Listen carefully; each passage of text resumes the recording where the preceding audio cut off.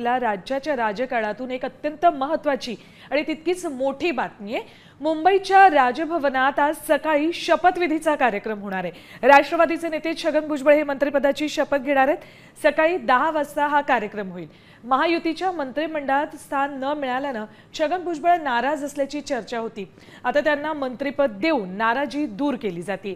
बीडमधील सरपंच संतोष देशमुख हत्या प्रकरणानंतर राष्ट्रवादीचे नेते धनंजय मुंडेंनी मंत्रिपदाचा राजीनामा दिला। त्यांच्याकडे अन्न आणि नागरी पुरवठा खात्याची जबाबदारी होती। आता तेच खातं भुजबळांना देण्यात येणार अशी चर्चा सध्या आहे। सकाळी 10 वाजता छगन भुजबळ हे शपथ घेतील। ओबीसी नेते अशी त्यांची ओळख आहे। भुजबळांच्या या छवीचा महायुतीला आगामी निवडणुकीमध्ये फायदा होऊ शकतो। ओबीसी मतदार आपल्या सोबत राहण्यासाठी अजित पवारांनी हा निर्णय घेतला असण्याची शक्यता आहे।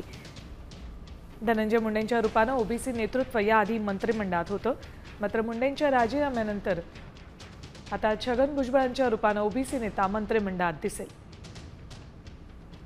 धनंजय मुंडेंचंच खातं छगन भुजबळांना दिलं जातंय। महाराष्ट्रातील सर्व बातम्यांचे विश्वासार्ह व्यासपीठ सकाळच्या सर्व सोशल मीडिया प्लॅटफॉर्मला लाईक, फॉलो आणि सबस्क्राइब करा। तसंच सर्व नोटिफिकेशनसाठी बेल आयकॉन प्रेस करायला विसरू नका।